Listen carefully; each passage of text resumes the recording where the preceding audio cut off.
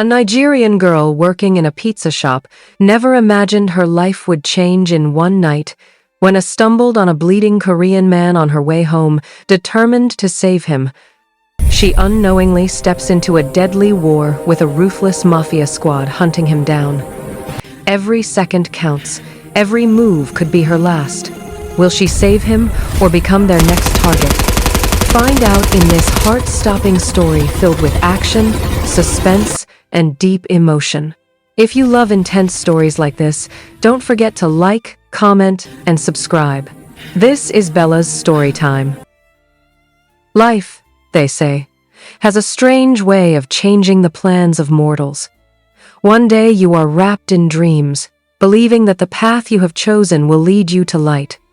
The next day, circumstances beyond your control pull the ground from beneath your feet, and you are forced to dance barefoot on the shards of broken hopes. This was the story of Alice, a young African girl in the bustling heart of Kuala Lumpur. Alice had not always lived this way. When she first set foot in Malaysia, it was with bright eyes and boundless ambition. She had come as a student, chasing the dreams her late father had planted in her heart. He had been her greatest supporter, a man who believed that education could transform generations. He labored, sacrificed, and denied himself comfort to see her in school. But life, with its cruel unpredictability, struck him down with sickness. For months he lingered between life and death until finally, the illness claimed him. The day Alice received the news was the day the world darkened, not because of the night sky, but because her son had gone out. His death meant more than grief, it meant the death of her education. With no one to pay her fees, Alice dropped out of school. She was heartbroken, but she refused to surrender completely. "I will rise again," she whispered each night, staring at the ceiling of her tiny rented room. "I will go back to school, for Papa's sake." So she worked. Every day, Alice wore her smile like a mask while serving at a local eatery. Customers saw the cheerful attendant who always greeted them with warmth, but they never saw the girl whose heart bled quietly. The eatery became her stage, and the world thought she was happy. Her plan was simple: save every ringgit she could, and someday return to school. The night her story changed began like any other. She had just finished her night shift, exhaustion dragging at her limbs as she rode her old bicycle home. The roads of Kuala Lumpur shimmered with neon lights, and the distant hum of traffic echoed in her ears. She took a sip from the drink she had bought to keep herself awake. It was then that it happened. A sleek black sedan with tinted windows roared past her, reckless and unbothered by the law. The vehicle swerved dangerously close, almost knocking her down. Alice's heart thumped. She cursed under her breath in her native tongue, frustration and fear mixing in her chest. Shaking her head, she pulled over near a trash bin to discard her empty bottle. Just as she was about to mount her bicycle again, she noticed something. A movement, strange, subtle, and not quite right. At first, she thought it was her tired eyes playing tricks on her. But the faint groan that reached her ears froze her in place. Alice's instincts screamed at her to leave. Kuala Lumpur had its share of dangers, and curiosity could cost a person dearly. But there was also a voice inside her, the one her mother had cultivated when she raised her. "If you can help, do not turn away." Her mother, a midwife back home, had always said that saving lives was not just for professionals, it was for anyone with a heart. Gathering courage, Alice wheeled her bicycle closer to the source of the movement. There, slumped near the trash bins, was a man. He was not just any man, he looked battered, his shirt stained with blood, his breathing ragged. His face was handsome but twisted with pain, his dark hair matted with sweat. For a moment, Alice hesitated. This could be trouble. Who knew what mess this stranger had gotten himself into? Helping him could draw her into a storm she wasn't prepared for. But humanity won. She bent down, touching his neck to check if he was alive. His pulse was weak but steady. "You're not dying on me tonight," she whispered. With a strength she didn't know she possessed, Alice dragged him towards her bicycle. She knew she couldn't take him to the hospital. Questions would be asked, and she was in no position to answer them. Besides, something about the reckless black sedan and this injured man felt connected, and she wasn't sure whom to trust. By sheer will, she managed to get him to her one-room apartment. It was small, just a bed, a table, and a fan that creaked whenever it turned, but it was hers. She laid him on the bed, her heart racing as she quickly cleaned his wounds with the little first aid knowledge she had learned from her mother.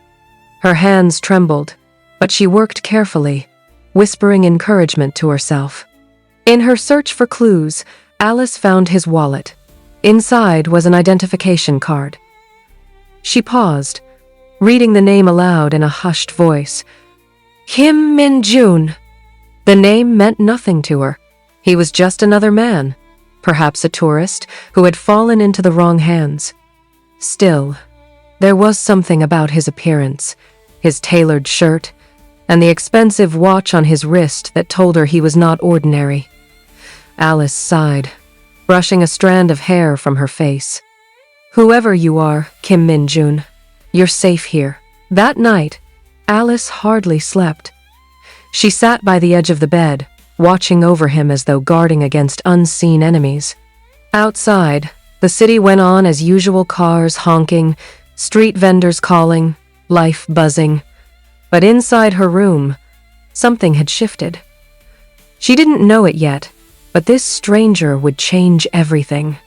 And so, her quiet life of struggle and silent resilience had collided with a mystery much larger than herself.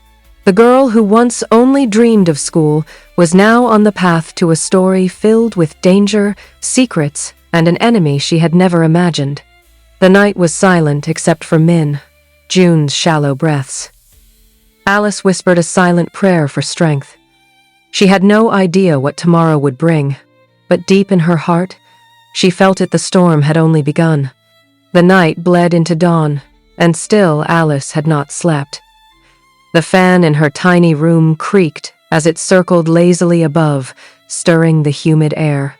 Alice sat by the edge of her narrow bed, her chin resting on her palm as her eyes fixed on the man she had dragged in from the shadows of Kuala Lumpur's streets. His chest rose and fell, shallow but steady, proof that life still clung stubbornly to him. She should have been terrified. She should have called the police, or at least told her neighbor, a nosy auntie who never missed the chance to poke her head into Alice's business. But some instinct, that same stubborn compassion her mother had nurtured in her, kept her anchored to this man. He was a stranger, yes, but he was also human, and humans, Alice believed, deserved a chance. The morning sun streamed through the thin curtains, painting the room with streaks of gold. Alice was just about to doze off when she heard a soft groan. Her eyes snapped open. Min-jun's lips moved, forming words she couldn't catch. She leaned closer. His brows furrowed, his fingers twitched, and then his eyes fluttered open. They were dark, sharp, and filled with confusion. For a moment, he looked at her as though he couldn't decide if she were friend or foe. Alice raised her hands quickly, her voice calm but firm. "Don't panic. You're safe. I found you on the street last night. You were hurt." Min-jun blinked, his breathing unsteady. He tried to sit up but winced, clutching his side. Alice pressed her hand gently against his shoulder. "Don't move too much. You've lost blood. Rest first." For several seconds, silence filled the room, broken only by the hum of the fan. Finally, Min-jun spoke, his voice low and hoarse, tinged with the polished accent of someone educated abroad. Where am I?" "My room," Alice replied simply. "Don't worry, nobody knows you're here. I thought of taking you to a hospital, but something about the way I found you didn't feel right." He studied her face, as though weighing her words. Trust was not something Min-jun gave easily. He had grown up in a world where loyalty was a luxury and betrayal was common currency. Yet something in Alice's eyes, earnest, steady, unflinching, softened him. "What's your name?" he asked. "Alice," she replied, adjusting the edge of the blanket that covered him. "And you are Kim Min-jun. At least, that's what your ID says." His jaw tightened. For the briefest second, panic flickered across his expression, but he quickly masked it with a faint smile. "Yes, Min-jun." He left it at that, offering no details, no explanations. Alice tilted her head. She wasn't fooled. There was more to this man than met the eye, but she had no intention of pressing him. Not yet. "Well, Min-jun, whoever you are, you're alive because I decided to stop last night. You should thank God for that." His lips curved into something that might have been amusement. "Then I owe you my life, Alice." The sincerity in his voice unsettled her more than any threat could. Alice busied herself with preparing a simple breakfast, instant noodles and tea.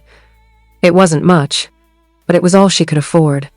As the kettle hissed, she felt his eyes on her, studying, analyzing. She wondered what he saw. A young African girl in a faded t-shirt and jeans, her hair tied back, moving with quiet determination in a space barely large enough for two people. When she returned with the steaming bowl, Min-jun had managed to sit up, though his movements were strained. She placed the food in front of him. "Eat! You need your strength!" He stared at the noodles for a long time before picking up the fork. The first bite made him pause. "This is good," Alice chuckled softly. "Don't flatter me. It's just noodles." For the first time since waking, he allowed himself a small laugh. It was brief, but it lit up his otherwise stern features. Alice caught herself staring and quickly looked away. The fragile peace of that morning didn't last long. Just as Min-jun finished eating, a noise outside the window made Alice's heart skip. A car door slammed shut, followed by muffled voices. She tiptoed to the curtain, pulling it back slightly. Two men stood near a parked black sedan, the same kind she had seen the night before. Their eyes scanned the street, sharp and calculating. Alice's blood ran cold. She turned back to Min-jun, whispering urgently, "They're here. Whoever was after you last night, they're looking for you." His expression darkened, all traces of warmth gone. He tried to stand, but his body betrayed him, and he nearly collapsed. Alice caught him, steadying his weight against her small frame. "You can't fight them like this," she hissed. "If they find you here, we're both dead." Min-jun looked into her eyes, something unspoken passing between them. He wanted to protest, to demand answers, but he could see the resolve in her face. This girl, who owed him nothing, was willing to risk everything. Alice thought quickly. She knew the alleyways of Kuala Lumpur better than most. Survival had taught her where to hide when landlords came for unpaid rent or when street trouble erupted. She had skills not of wealth or privilege, but of necessity. "Come," she said, slipping her arm under his. "We can't stay here." They moved slowly, every step agonizing for Min-jun, but Alice's determination carried them. She led him through the back exit, down a narrow alley that smelled of damp and fried food. The voices of the men outside grew fainter as they disappeared into the maze of the city. Finally, when they were far enough, Alice leaned him against a wall, her chest heaving. "Who are they, Min-jun? Why are they after you?" For a long moment, he said nothing. His gaze was fixed on the ground, his jaw clenched. Then he looked up, his eyes dark with secrets. "I can't tell you. Not yet." Alice bit her lip. Part of her wanted to scream, to demand the truth. But another part, the wiser, patient part, knew that pushing too hard would get her nothing. So she nodded slowly. "Fine. Keep your secrets. But if you stay with me, you follow my lead. I know these streets. I know how to survive.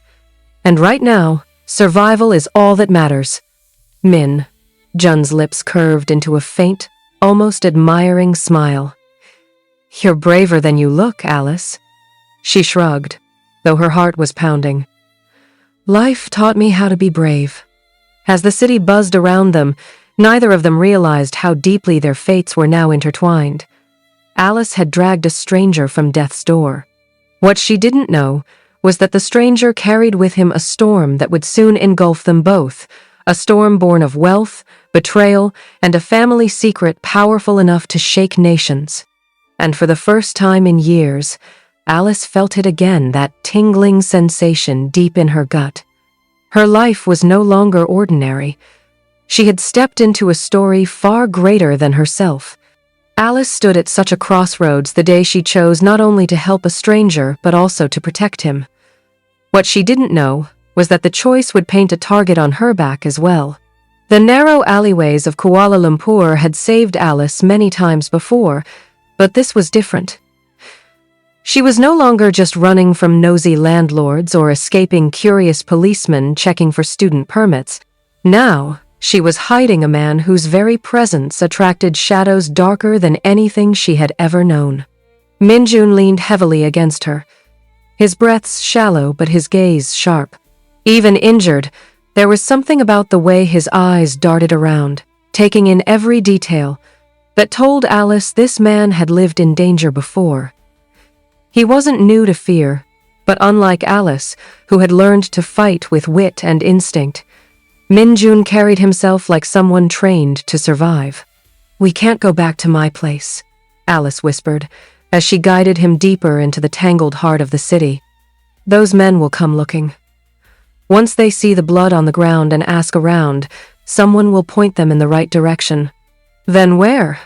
Minjun asked, his voice low and strained. Alice thought quickly. She had no money for hotels, no powerful relatives to call, no safe house in the city. All she had were memories of her father's words. "In this life, your strength will not always be your education or your wealth. It will be the people you learn to trust and the places you learn to hide." There was one place, a run-down warehouse on the outskirts of the city.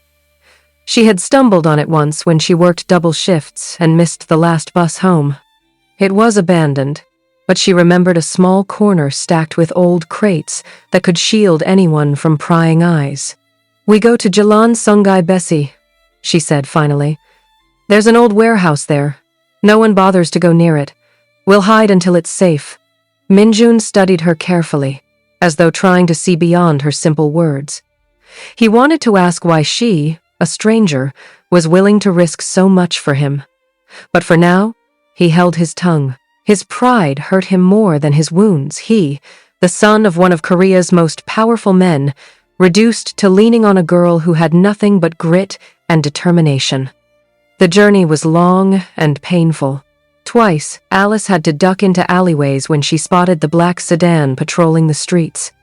Each time, her heart pounded against her ribs so hard she thought the men could hear it. She pressed Minjun against the wall, shielding him with her body, whispering, "Quiet, don't breathe too loud." And every time, Minjun marveled at her bravery. She wasn't trained, she wasn't armed, she wasn't wealthy or connected. Yet her instincts were razor sharp. He realized then that without her, he would have already been dead. By the time they reached the warehouse, the sun had dipped, painting the sky in bruised shades of orange and purple. Alice led him inside through a rusted side door, her bicycle parked discreetly behind a bush. The air inside was musty, filled with the smell of rust and damp wood.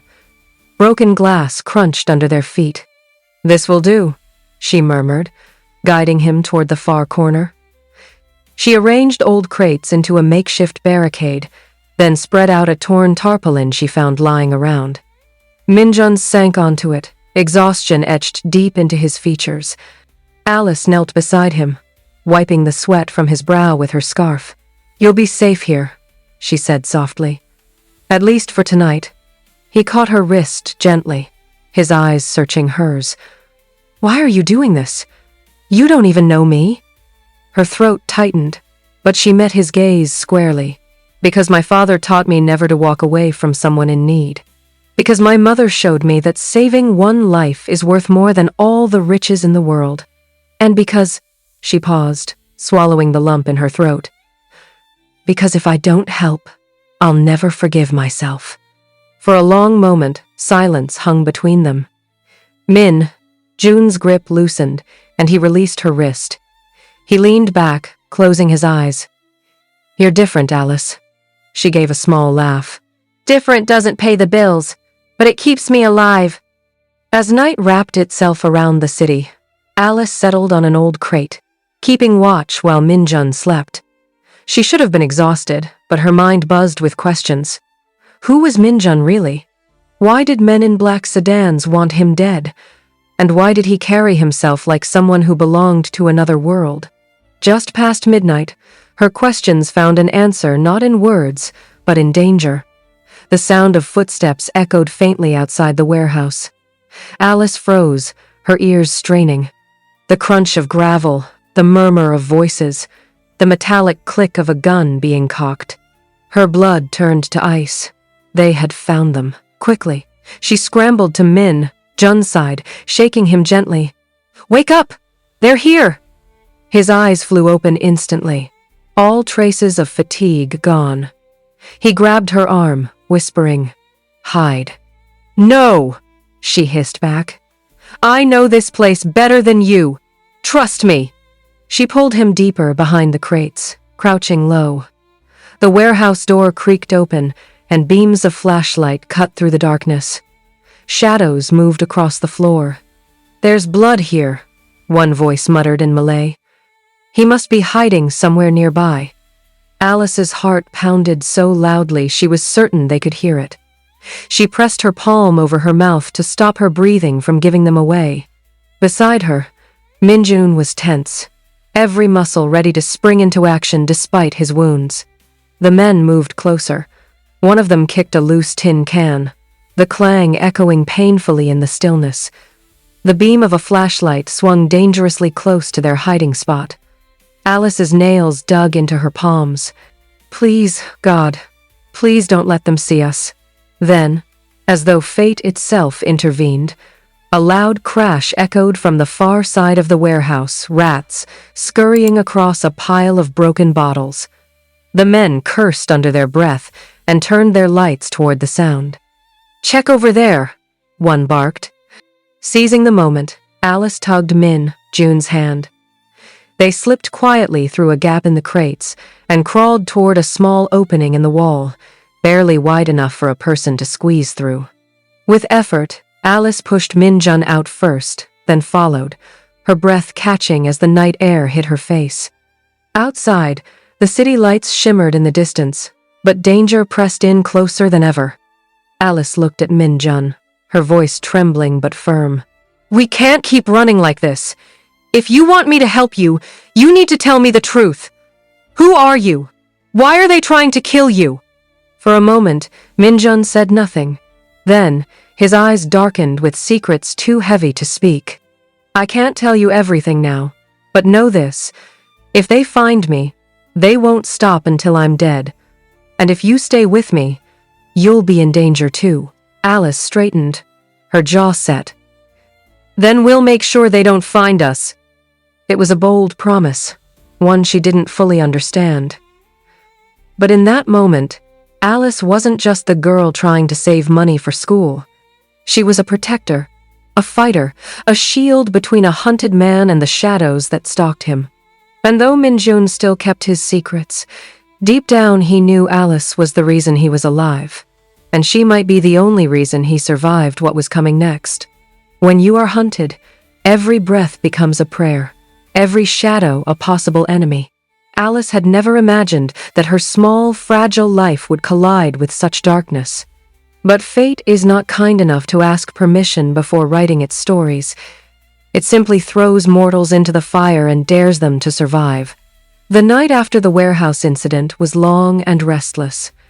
Alice had smuggled Minjun out through back alleys and hidden him in a friend's unused shack by the riverside. The shack belonged to Malik, a fellow African student who had dropped out like Alice but returned home months ago. It was little more than a box of wood and tin, but it was secluded, tucked between mangrove roots and the slow-moving river. Alice patched Min-jun's wounds with strips of cloth she tore from her own clothes. She worked in silence, her fingers steady despite the storm in her chest. Min-jun winced but never complained. He watched her closely, his mind weighing questions against the debt he owed her. "You risk too much," he said quietly. "If they find us here, you'll lose everything." Alice's lips curved into a tired smile. "What do I have to lose? I'm already living day to day. Maybe helping you is the first time my life has real meaning again." Her words struck him harder than he expected. He had grown up surrounded by wealth, servants, and luxury, but he had never heard sacrifice spoken so simply, so sincerely. The shack was silent for hours afterward, broken only by the sound of crickets and the whisper of water against the bank. Then, sometime past midnight, the silence shattered. The crunch of footsteps on gravel, the low hum of voices, the metallic snap of a weapon being loaded. Alice's head shot up, her eyes wide. She crept to the window, peering through the cracks. There they were, 4 men in black, moving with the deadly coordination of hunters. The Mafia had found them. "Min-jun," she whispered, urgency sharp in her voice. "They're here." He pushed himself up, teeth gritted against the pain. "You have to run, Alice. This is not your fight." But Alice shook her head fiercely. "If I leave, they'll kill you. And if I stay, maybe we both have a chance." There was no time for debate. The door rattled as one of the men kicked it hard, the old wood groaning. Alice's heart raced. She scanned the shack quickly, her eyes landing on a rusty iron rod leaning in the corner. Without hesitation, she grabbed it. The door burst open with a splintering crack. A flashlight beam cut through the darkness, blinding them. "There he is!" a voice barked in Malay. Alice didn't think she moved. With a cry torn from somewhere deep inside her, she swung the iron rod, knocking the flashlight from the man's hand. The beam rolled across the floor, throwing shadows everywhere. The men cursed, rushing in. Min-jun, though wounded, shoved a crate toward one of them, knocking him off balance. But he staggered immediately afterward, his strength fading. Alice ducked as a fist swung toward her, then jabbed the rod into the attacker's stomach with all her might. He doubled over, gasping. Fear threatened to overwhelm her, but survival screamed louder. She couldn't stop now. One of the Mafia men pulled a knife, the blade glinting in the half-light. He advanced on Min-jun. Alice's blood turned cold. "No!" she shouted, hurling the iron rod with desperate force. It struck the man's wrist, and the knife clattered to the ground.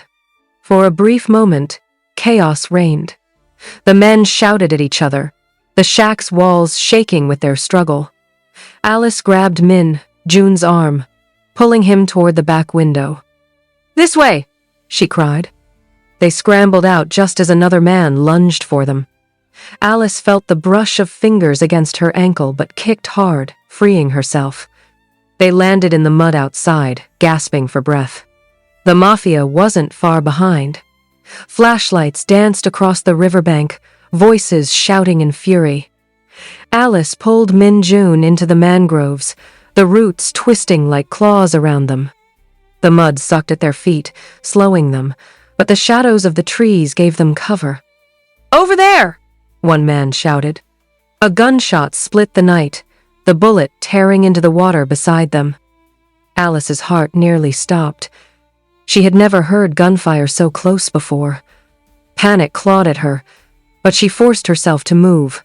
One step, another. Don't stop. Don't look back. Min-jun stumbled, his breath ragged. Alice wrapped her arm around his waist, half dragging him forward. "Come on, we're almost there," she whispered, though she had no idea where there was. At last, they reached a narrow wooden boat tied to the bank, half hidden under reeds. Alice untied it with trembling hands and pushed it into the river. She helped Min-jun in, then jumped after him. With a long stick she found, she pushed them away from the bank, the boat gliding slowly into the dark current. The men reached the bank seconds later, their flashlights sweeping the water. Another gunshot rang out, but the boat had already slipped into the deeper shadows of the mangroves. Alice held her breath, her hands gripping the stick so tightly her knuckles turned white. The boat rocked gently, carrying them further into the night. When the voices finally faded, she let out the breath she had been holding. Her body trembled, her heart still racing. She turned to Minjun, who was slumped against the side of the boat, his face pale. "You're bleeding again," she whispered, her voice breaking. He gave her a weak smile. "You saved me. Again?" Alice's eyes stung with tears. "Don't thank me yet. They'll keep coming, and I don't know how long I can keep us alive." But even as she said it, there was a fire in her chest. She had fought back. She had stared death in the face and swung her iron rod anyway. Something inside her had shifted that night. Alice was no longer just surviving. She was fighting. The boat drifted deeper into the river, swallowed by the darkness. Above them, the stars glittered faintly, as though bearing silent witness to the birth of an unlikely alliance between a hunted heir and a struggling girl who refused to give up. Neither of them knew what lay ahead, only that the Mafia would not stop, and that the storm had only just begun. The boat drifted for what felt like hours before Alice steered it toward a secluded bank. By the time they stepped onto solid ground, Minjun was pale, his shirt soaked with blood. Alice's heart clenched. She couldn't keep patching him up with scraps of cloth and hope it wasn't enough. She guided him to an abandoned fisherman's hut near the bank. It smelled of damp nets and old wood, but it was shelter. She pressed him down onto a bench, tearing more fabric to bind his wounds. Her hands shook as she worked, and for the first time since this nightmare began, tears spilled down her cheeks. "Why won't you just tell me?" she whispered, her voice breaking. "Why are men with guns chasing you? Why do I have to keep risking my life for a stranger with secrets?"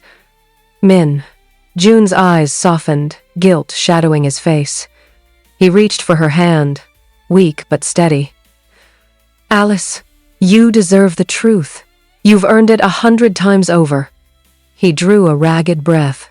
"My name is Kim Min-jun, and I'm the son of Kim Dae-hyun, the head of one of the most powerful conglomerates in South Korea. My family owns businesses across Asia. But power attracts envy. My adopted brother, Jun-ho, has always hated me. He wants my father's empire. He hired the Mafia to kill me before I inherit everything. I didn't know who was after me at first, but after tonight, it's clear." Alice's mind reeled. The quiet, bleeding man she had dragged off the street was no ordinary stranger. He was a prince of wealth and influence, the kind of person she had only ever read about in magazines. For a moment, her voice failed her. When she finally spoke, it was barely a whisper. "So all this time, I was hiding a billionaire's son?" Minjun gave a faint, almost apologetic smile. "A billionaire's son who owes his life to you." Alice sank onto the floor, pressing her hands to her face. She didn't know whether to laugh or scream. She thought of her father, who had worked himself sick just to send her abroad. And here was Minjun, born into riches she couldn't even imagine, yet hunted like an animal. "You should hate me," Minjun said softly. "My world is the reason people like you struggle. My family's power built walls that keep others out. But instead, you saved me, twice." Alice lowered her hands, her eyes shining with unshed tears. "I don't hate you. I hate what this world does to people. You're fighting for your life, and I'm fighting for survival. Maybe we're not so different after all." For the first time, Min-jun let the walls around his heart crack. He reached for her hand again, gripping it with surprising strength. "Alice, if I live through this, I don't just want to thank you. I want you by my side." The confession stole her breath. She opened her mouth to reply, but before she could, a sound outside froze them both. Engines, footsteps. The Mafia had tracked them again. Alice's blood turned cold. They're here. This time, there was no running. They had chased them across half the city, and Alice knew they would not stop until Minjun was dead. She looked at him, then at the door, and made her choice. "Stay down," she ordered. "I'll handle this." Minjun tried to protest, but Alice grabbed the rusty knife she had found earlier and slipped outside before he could stop her. The night was thick with shadows. 4 men stood near the hut, their guns glinting in the moonlight. Alice's hands trembled, but her voice was steady as she stepped out. "Leave him alone," she said. The men laughed, the sound cruel. "And who are you, girl? His bodyguard?" Alice's grip tightened on the knife.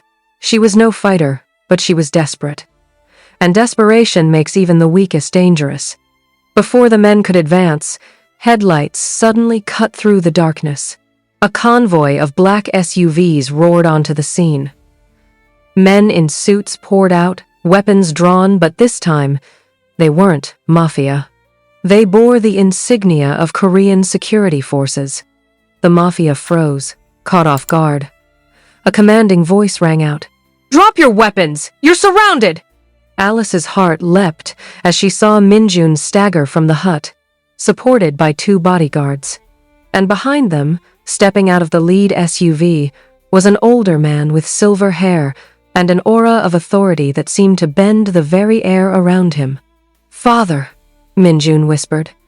Alice's eyes widened. This was Kim Dae-hyun himself, the tycoon whose name carried weight across continents. The Mafia men dropped their guns one by one, realizing the fight was over. They were dragged away in handcuffs, their furious shouts swallowed by the night. Alice stood frozen, the knife still trembling in her grip, as Kim Dae-hyun strode toward her son. He embraced Minjun tightly, relief and anger warring on his face. Then, his gaze shifted to Alice. "And who is this?" he demanded. Jun's eyes found hers, steady and unwavering. "Father, this is Alice. The girl who saved my life, twice. Without her, I'd be dead." For a moment, the tycoon's stern expression softened as he studied her. He saw the dirt on her clothes, the determination in her eyes, and the way she stood protectively near his son. Slowly, he nodded. "You have my gratitude," he said gravely, "and my respect." Alice lowered her knife, her body finally trembling with exhaustion.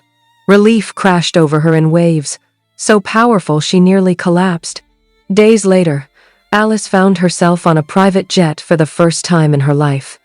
The air smelled of luxury, the seats softer than anything she had ever sat on.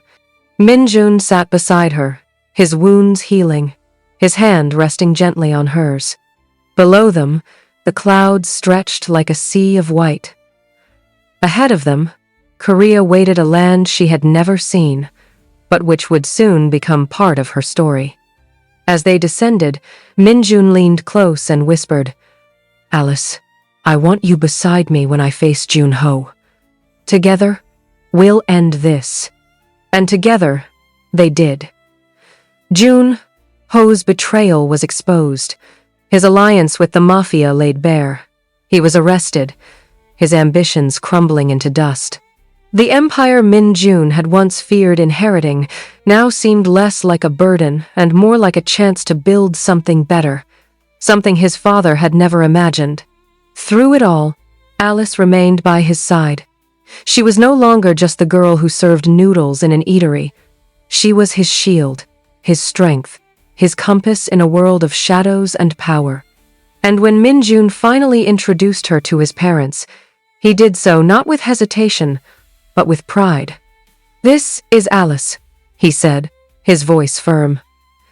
"The woman who saved me, the woman I love."